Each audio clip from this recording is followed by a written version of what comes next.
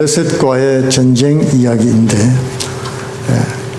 블레셋 군대는 바다에 모래알처럼 대군을 끌고 왔는데 지금 사울 왕은 군대가 600명밖에 없었죠. 전전긍긍하면서 있는데 하나님께서 놀라운 기적과 은혜를 베푸셔서 오늘 구원을 주시는 내용입니다. 그래서 두 사람이 열심히 싸우는, 전쟁하는, 일하는 그런 모습을 볼 수가 있습니다. 두 일꾼이 나오는데 주인공은 요나단과 사울이 되겠습니다. 둘 다 이스라엘을 위해서 하나님께서 세우신 일꾼들입니다. 우리 신앙생활하는 모습을, 이 두 사람의 삶의 모습을 통해서 우리가 비유해 볼 수가 있죠. 신앙생활을 하면서도 하나님을 인격적으로 만난 사람과 그렇지 못한 사람 사이에는 차이가 있는 것입니다. 하나님을 인격적으로 못 만난 이 사울 같은 사람은 늘 뭔가를 자꾸만 해야지 하나님 마음에 들 것이라고 생각을 하는 것입니다. 그리고 주님을 만난 사람은 구원의 감격 때문에 기꺼이 주를 위해서 일하는 것입니다. 하나님의 뜻이 무엇인가를 분별하려고 하고, 그리고 그분의 뜻을 순종하면 되는 것이지요. 일하는 것은 같은데 그 속사정은 다른 것입니다. 종은 주인이 시키는 대로만 하는 것입니다. 주인의 눈치를 보는 것이죠. 하지만은 주인의 아들은 아버지와 늘 교통하고 있기 때문에 아버지 뜻을 잘 압니다. 그렇기 때문에 시키지 않은 것도 아버지 뜻을 알아서 행할 수가 있게 되는 것입니다. 예수님은 제자들에게 나와 아버지는 하나다, 나는 아버지를 안다, 그런 말씀을 많이 쓰셨습니다. 이 안다란 말은, 예수님이 쓰신 말은 에피기노스코 그런 말인데요, 직관적으로 그냥 아는 걸 말합니다. 한 몸이기 때문에, 아버지와 나는 하나이기 때문에 직관적으로 그냥 아는 거예요. 여러분, 부부를 서로 안다고 말할 때 부부간의 관계를 하나님은 안다란 말로 표현을 했습니다. 남편이 아내를 안다, 성경에서 그렇게 말할 때는 굉장히 친밀한 하나됨을 말할 때 그렇게 표현을 하는 것이죠. 이렇게 아버지 뜻을 알기, 늘 아버지 뜻을 구하는 사람은, 교통이 원활한 사람은 아버지 뜻을 알죠. 그리고 자연히 아버지 뜻을 행할 수가 있게 되는 것입니다. 오늘 본문 말씀은 요나단의 담대한 이런 하나님 아버지께 신앙 고백을 드리고 또 신앙의 도전을 통해서 하나님이 이스라엘에 큰 승리를 허락해 주신 것입니다. 그 와중에 이 사울 왕이 금식을 선포해 버리고 말았습니다. 그 바람에 백성이 너무나 배가 고파서 전쟁을 더 이상 수행할 수가 없었죠. 그 중간에 전쟁이 그냥 끝나버리고 말았습니다. 게다가 왕의 맹세를 못 듣고 꿀 한 번 찍어 먹었던 요나단은 지금 죽게 생겼던 것입니다. 이 사울 왕은 전형적인 인본주의 신앙의 모습입니다. 그는 사람에 의한, 사람을 위한 사람의 정치를 했습니다. 그것은 모두가 자신을 중심으로 돌아가는 그런 세상이었던 것입니다. 그런데 자신보다 강한 블레셋 군대가 대군으로 몰려오자 아무 손도 못 쓰고 싸울 용기도 없고 도망도 못 치고 그냥 엉거주춤 숨어 있었던 것입니다. 그때 요나단이 하나님의 뜻을 묻기 위해서 블레셋 진영으로 들어갔지요. 그런 요나단의 담대한 신앙 고백과 도전을 통해서 블레셋 진영이 무너지기 시작했던 것입니다. 사정을 알아봤습니다. 그랬더니 아들 요나단이 그 부관과 함께 블레셋 진으로 넘어갔다는 것을 사울 왕이 알았습니다. 이때 사울은 제사장 아히엘을 급히 불렀습니다. 그리고 하나님의 뜻을 물어보려고 했지요. 그러나 블레셋 진영이 점점 소동이 커지는 것을 보자 그냥 적진으로 뛰어 들어갔습니다. 오늘 18절 19절 말씀에 사울이 아히야에게 이르되 하나님의 궤를 이리로 가져오라 하니 그때 블레셋 사람의 진이 소동이 점점 더한지라 사울이 제사장에게 이르되 내 손을 거두라 하고, 사울이 하나님께 묻는 것을 멈추었습니다. 잠깐 하지 말아라, 손을 거두란 말이 그런 뜻이죠. 그리고 전장으로 뛰어나갔던 건 왜 그랬을까요? 여기에서 우리는 사울의 미숙한 신앙을 확인해 볼 수가 있습니다. 사울 왕에게는 하나님과 일 중에 무엇이 더 중요한가를 볼 수가 있는 거죠. 사울 왕에게 중요한 것은 하나님과 교통하고 묻는 것이 아니고 일 그 자체였습니다. 일이 중요한 것입니다. 지금 내게 맡겨진 일이 너무나 막중하다는 것입니다.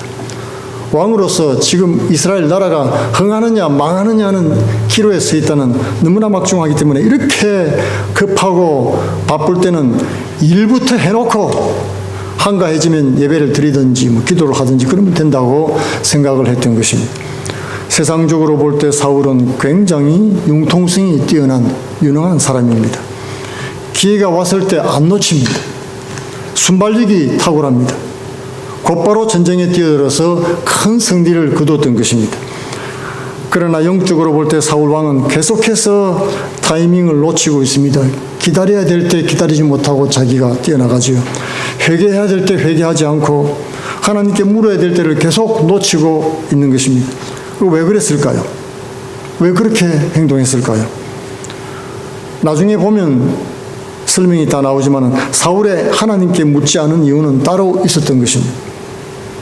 그것은 혹시 이렇게 급한데 내가 물었다가 또 하나님이 늦게 응답하시면 어떻게 될까? 염려가 되는 거예요. 기회를 놓치면 안 되는데 그런 생각이 들었던 것입니다. 또 한 가지는 하나님이 혹시 내 생각과 다르게 응답하면 어떡하지? 두려운 거예요. 이 모두는 미숙하고 어린 신앙들의 특징인 것입니다. 자신이 계획을 다 세워놨어요. 일은 다 벌려놨습니다. 그리고 그 계획은 하나님도 못 바꿉니다. 혹시 하나님이 그 계획을 바꾸라고 할까봐 두려운 겁니다. 그래서 그 문제만큼은 안 물어보는 것입니다. 제사장이 뭐라고 다르게 얘기할까봐 피해버린 것입니다. 사울은 하나님의 사랑을 믿지 못했습니다. 우리가 급할 때는 하나님도 급하시죠. 하나님은 우리가 어려운 문제 가운데 있을 때 팔짱 끼고 이렇게 바라보시는 그런 분이 아닌 것입니다. 그런데 사울은 그 하나님을 못 믿었던 것입니다. 그래서 물어보려다가 취소해버리고 말았습니다. 기도 시간이 오래 걸려서 그런 것이 절대로 아닙니다. 여러분, 전쟁할 때 하나님과의 교통은 너무 중요하지요. 여러분, 전쟁 영화를 가끔만 보십시오. 전쟁 영화는 지휘본부 장수들과 연락하면서 해야 하는 거 아니겠습니까? 그래야 됩니다. 어디에 적이 몰려 있는지, 적이 밀고 나오는지 보고 그곳에다 포격을 하라고 연락을 해야 되는 것입니다. 그리고 어디다가 진지를 구축할지, 어디를 공격할지, 어디로 후퇴를 해야 될지 알기 위해서는 교통이 원활해야 되는 것입니다. 그런데 사울 왕은 지금 자신의 뜻대로 안 될까 봐 통신 끊어놓고 전쟁하는 거예요. 놀랍도록 어리석습니다. 우리 자녀들이 가끔 그렇게 하죠. 요즘 모두가 다 핸드폰이 있어서 연락이 잘 됩니다. 언제 어디서 있든지 간에 연락하면 부모들은 자녀들과 연락이 됩니다. 특히 어린 자녀들이 있는 집에서는 그 자녀들이 어디 있는지 연락이 될 때 부모가 안심을 할 수가 있는 것입니다. 그런데 꼭 연락을 해야 될 때 꺼져 있을 때가 있죠. 자녀들이 자기 일에 몰두할 때 방해받을까 봐 부모들의 간섭이 싫을 때 그때는 꺼놓고 있는 것입니다. 사울은 하나님의 조건 없는 사랑, 구원을 못 믿고 자신이 나서서 열심히 노력하려고 했습니다. 예수님은 많은 음식을 준비하는 마르다를 기뻐하지 않으셨죠. 그 대신 말씀 들으려고 예수님 앞에 앉은 마리아를 칭찬했던 것입니다. 이 좋은 편을 택하였으니 빼앗기지 아니하리라고 말씀했던 겁니다. 하나님은 많은 일을 하는 것보다 하나님과 교통하면서 일하는 것을 좋아하십니다. 사울왕의 이 또 다른 잘못은 이 하나님의 놀라운 은혜의 구원을 자신의 율법 행위로 나타내 보이려고 했다는 데 있습니다. 오늘 24절 말씀에 이날에 이스라엘 백성이 피곤하였으니 사울이 백성에게 맹세시켜 경계하여 이르기를 저녁 곧 내가 내 원수에게 보수하는 때까지 아무 식물이든지 먹는 사람은 저주를 받을지어다 하였습니다. 그러므로 백성이 식물을 맛보지 못했다고 했습니다. 뜬금없이 금식을 선포한 것입니다. 하나님 말씀대로 순종도 하지 않고 하나님께 묻지도 않고 대책 없이 숨어있던 사울입니다. 그런데 갑자기 돌격 명령을 내리면서 금식을 선포한 것입니다. 이것이 얼마나 황당한 일인지 모릅니다. 이미 하나님께서 놀라운 구원을 열어주셨죠. 요나단을 통해서 열어주셨습니다. 적의 진영을 무너뜨리기 시작하신 것입니다. 이제는 일당백으로 뛰어나가서 싸워 승리할 길을 열어줬으니까 기쁨과 감격으로 뛰어나가면 됩니다. 이긴 싸움을 싸우고 이제는 누리면 되는 것입니다. 그곳에 사울왕은 찬물을 끼얹고 말았습니다. 금식을 선포한 것입니다. 예수님 당시 바리새인들이 예수님께 와서 이렇게 말했습니다. 세례요한들과 그 제자들은 다 금식하는데 왜 당신들은 시시때때로 그렇게 모여서 잔치를 벌이고 먹고 마십니까? 그때 주님은 혼인집 손님과 신랑이 함께 있을 때 어찌 금식할 수 있느냐? 지금은 은혜 받을 만한 때요 구원의 날이다. 잔치 날이라는 것입니다. 이 날은 울면서 금식하는 날이 아니라는 것이죠. 하나님의 놀라운 구원의 날인 것입니다. 그리고 또 금식도 마찬가지입니다. 말씀에 순종하면서 하나님의 뜻을 구하면서 그렇게 해야지 참 금식이 된다고 성경은 말씀하고 있는 것입니다.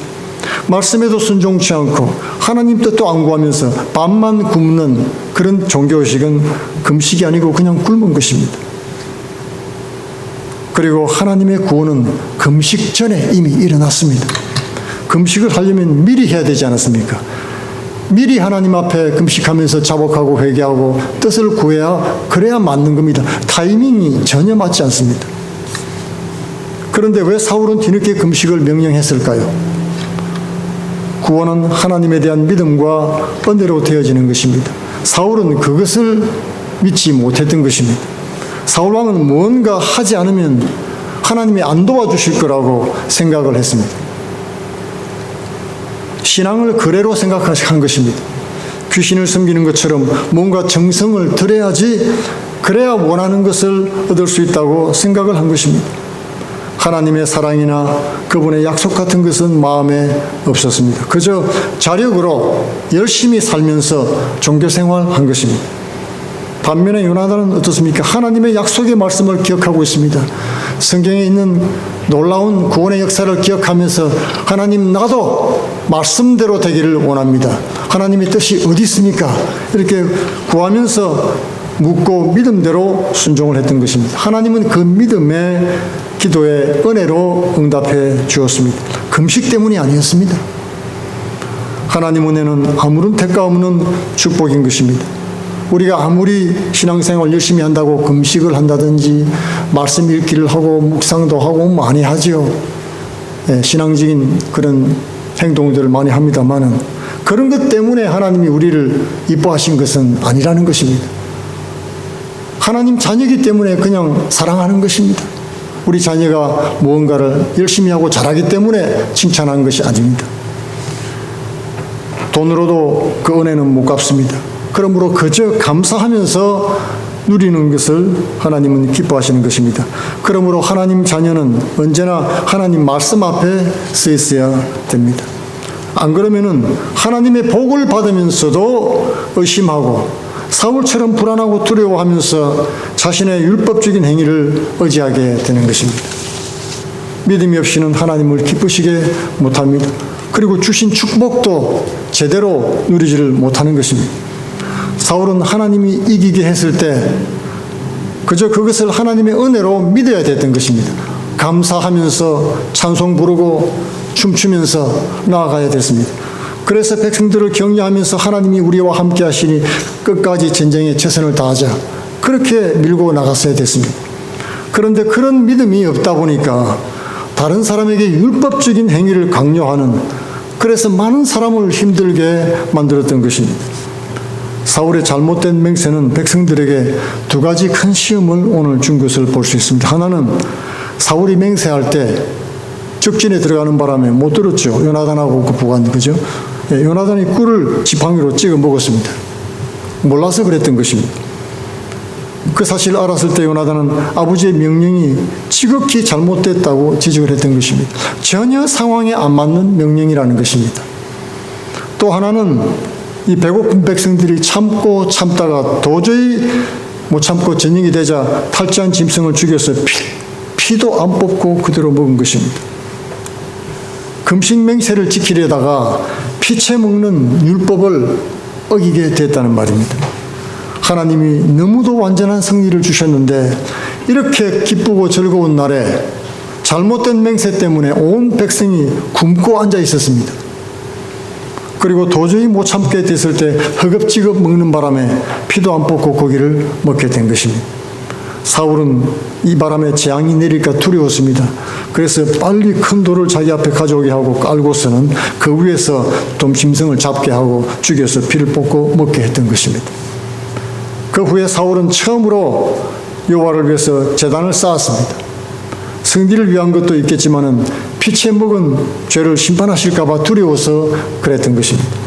사울은 뒤늦게 음식을 먹고 나서 배가 부르자 이제 밤에 내려가서 블레셋을 다시 치자 백성들에게 그렇게 말했습니다. 백성들도 찬성했죠. 그때 제사장이 이럴 때 하나님께 한번 물어보고 가야 된다고 제안을 했던 것입니다. 왕이시여 하나님께 물어봅시다. 그렇게 제안을 했죠. 그때서야 비로소 사울은 하나님의 뜻을 제사장을 통해서 물어봤습니다. 하나님 뜻도 안 묻고 결정해놓고 뒤늦게 물어보는 겁니다. 이 형식이죠. 종교적인 형식이 갖추는 모습을 볼 수가 있습니다. 오늘 3절 말씀에 사울이 하나님께 묻자오되 내가 블레셋 사람을 쫓아 내려가리이까 주께서 그들을 이스라엘 손에 붙이시겠나이까 하되 그날에 대답지 아니하시는지라. 사울이 드디어 마음을 고쳐먹고 하나님 뜻을 구했습니다. 승리도 했고 기분이 좋으니까 이제 그렇게 했던 것입니다. 대답이 없었어요. 아무런 감동이 없습니다. 하나님은 이스라엘 백성 중에 죄가 있으면 말씀하지 않으시죠. 우리 가운데 참 회개가 없고 죄의 담이 하나님 가운데 우리 사이에 막혀 있으면 기도에 응답이 안 됩니다. 아무리 기도해도 답답하고 응답이 없죠. 사울은 백성들 가운데 죄인을 찾아내자고 제안을 했습니다. 그러면서 내 아들 요나단이 죄를 지었을지라도 죽을 것이다. 그렇게 또 맹세를 한 것입니다. 왜 이렇게 사울은 맹세를 자꾸 하는지 모르겠어요. 그냥 하나님의 뜻을 물어보면 되지 않습니까? 근데 자꾸만 이렇게 무리하게 강조를 하는 모습을 볼 수 있습니다. 지키지도 못할 맹세를 하는 것입니다. 그리고 사울은 자기 스스로 맹세의 뜻에 걸려버리고 말았습니다. 자신의 왕권이 지금 불안한 것입니다. 자꾸만 하나님 덜먹이면서 맹세를 하고 있는 것이죠. 제비를 뽑았습니다. 그랬더니 백성이 안 뽑히고 사울 왕과 요나단이 뽑혔습니다. 아마 백성이 뽑혔을 거라고 생각했을 거예요. 그죠? 백성들이 범죄하고 막 피채 먹었으니까. 근데 백성이 안 뽑히고 사울 왕과 요나단이 뽑혔습니다. 피채 먹었던 백성들의 죄는 하나님께 제단 쌓고 제사 드림으로 사함을 받았던 것입니다. 그리고 요나단이 죄인으로 뽑혔습니다. 요나단과 왕 사이에 뽑았는데 요나단이 뽑혔죠. 요나단은 아무것도 모르고 꿀 한번 찍어 먹었다가 죽을 죄인이 된 것입니다.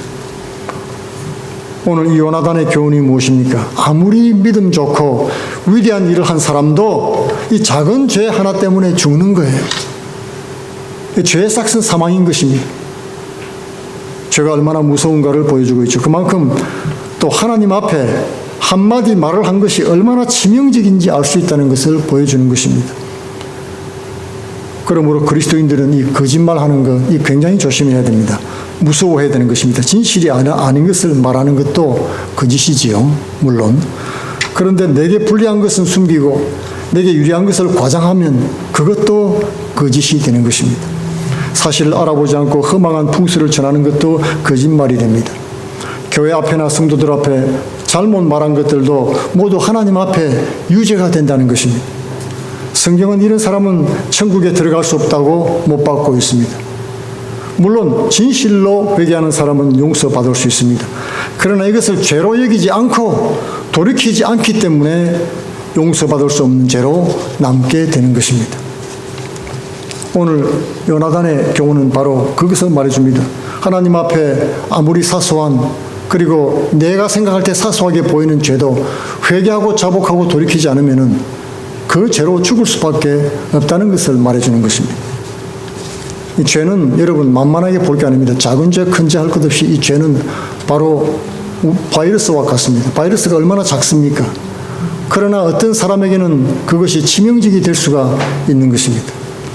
맹세는 반드시 이루어져야 됩니다. 맹세를 지키지 못하면 죽어야 됐습니다. 요나단은 왕이 시킨 맹세를 어겼기 때문에 죽을 수밖에 없었죠. 요나단의 죗값은 사형이었습니다. 사울은 또 맹세를 하면서 요나단에게 사형을 언도합니다. 44절에 사울이 가로되 요나단아 내가 반드시 죽으리라. 그렇지 않으면 하나님이 내게 벌을 내리시고 또 내리시기를 원하노라. 사울은 자신의 왕권이 위협받는 것을 원치 않았습니다. 초대 왕이잖아요. 왕권 초기에 강력한 기강을 바로잡아야 되겠다고 생각을 했던 것입니다.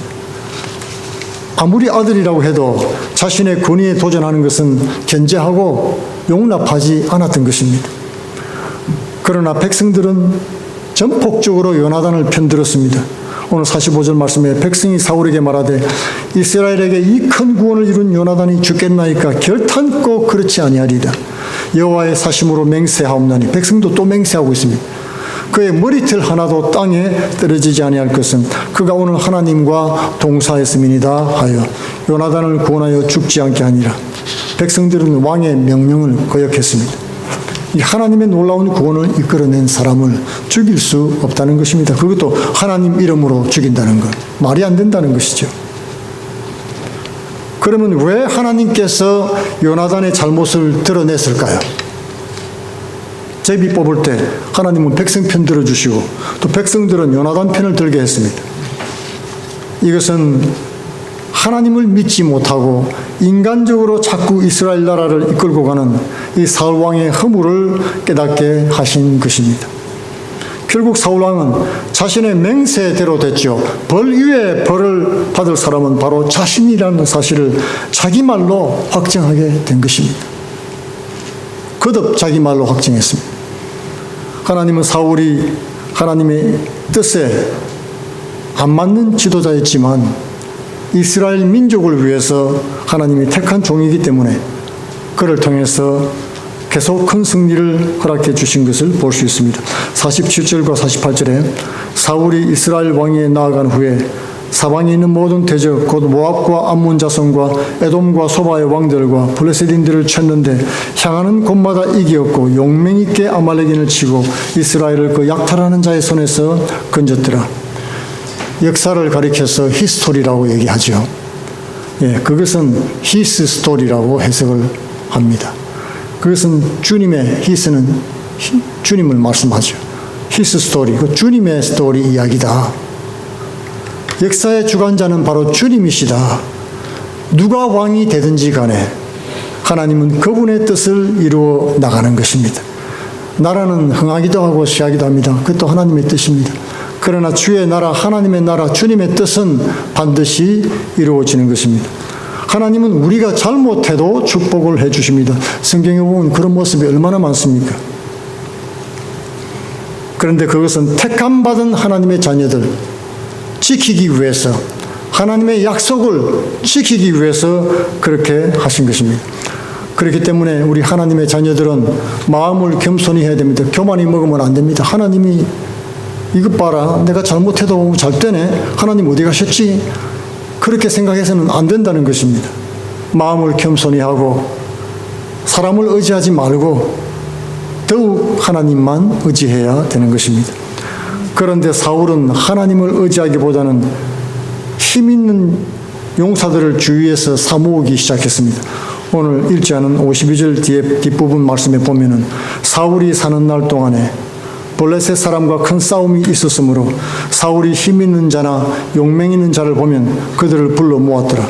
결국 이것이 하나님 말씀에 순종하지 못하게 하고 사람들의 눈치를 보는 그런 결과를 가져오게 된 것입니다. 왜냐하면 여러분, 하나님의 전쟁은 약탈 전쟁이 아닙니다. 어려운 전쟁입니다. 성전인 것입니다. 사울에게 사람과 가축은 다 진멸하라, 그 약탈하지 말라는 것이죠. 하나님의 뜻이 있는 그런 전쟁을 벌려야 되는 그런 사람이었기 때문에 이 고용된 군대는 여러분 대가를 원하지 않습니까? 월급 받고 일하는 군인들 그렇잖아요. 약탈을 해야지 그 대가를 지불할 수가 있는 것입니다. 그렇기 때문에 이 용병들은 거룩한 성전들을 못하도록 사울의 발목을 잡았던 것입니다. 처음 시작이 중요합니다. 신앙생활도 처음이 중요한 것입니다. 처음에 신앙 노선이 분명하지 않으면 결국 자신의 뜻과는 다르게 점점 잘못된 방향으로 나아가게 되고 마는 것입니다. 우리는 종교형에 사로잡혀서 일만 해서는 안 되는 것입니다. 진리를 알아야 그 진리가 우리에게 자유를 주는 것입니다. 하나님 말씀은 진리입니다. 하나님 말씀을 모르면 온전한 순종을 못하게 되는 것입니다. 우상을 섬기는 것처럼 두려워하면서 미신적으로 순종하게 되어 있습니다. 요나단과 같이 하나님 말씀을 통해서 하나님 뜻을 깨닫고 그리고 그 확신 가운데서 온전히 순종함을 통해서 승리하는 모든 성도 되시기를 축원드리겠습니다. 다 같이 기도하겠습니다.